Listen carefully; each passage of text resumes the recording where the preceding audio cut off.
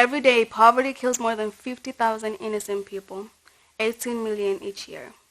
1.3 billion people live on less than $1.25 a day.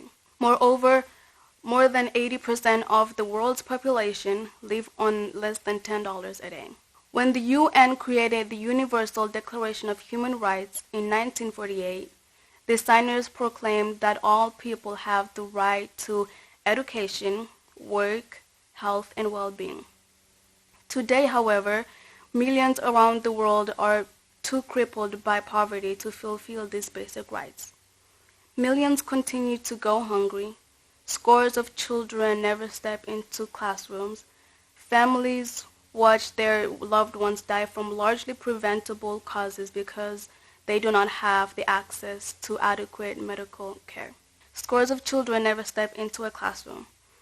Families watch their loved ones die from largely preventable causes because they do not have access to adequate medical care. In essence, poverty is a denial to human rights. Botswana, where I was born and raised, is a place where people are loving, but is also more disciplined. Botswana, as we are called, are loving, caring, and supportive. We are welcoming to all people and respectful. You do not know what your future holds.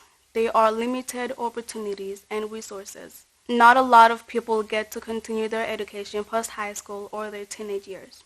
I know someone that got all A's in high school in the camp, and she was happy about it. But she could not go to university because she did not have money to go.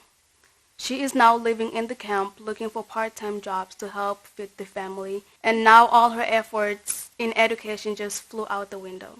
Also, a lot of people die because of the lack of health care.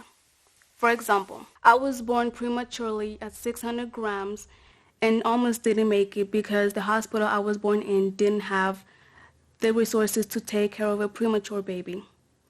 Here in America, there are so many more opportunities, such as counselors, teachers, peers, mentors to help you see what your future holds. You can go to the hospital, get help, and not worry about the hospital bill because there is Medicaid.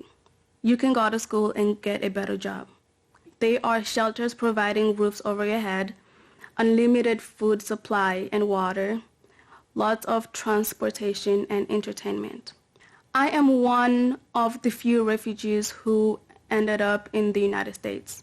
According to the National Immigration Forum, less than 1% of the total number of displaced people in the world have been resettled. Some people can be born with a silver spoon in their mouth and won't have to worry about their future because they are set for life. In other cases, you are not born with a silver spoon in your mouth. Instead, it is rusty, and if you want your spoon to be silver, you have to clean it up yourself and work your way up until it is as silver as can be. I know a lot of people in Botswana who are older than me, and the way they are living is much different from the way I will be living when I am their age. For example, in my refugee camp, many people older than me didn't complete secondary schools, so they will do jobs like cleaning people's houses. They didn't have the opportunity to complete their education and get better jobs. Because I am here in the US, I will be able to complete high school and get a better job. I'll have a better future than they are having there. So what are the actions of human beings that can help poverty? All of us can help people who are poor because too often they cannot help themselves. We can donate, call Congress, raise awareness, fundraise, volunteer, and arrange events.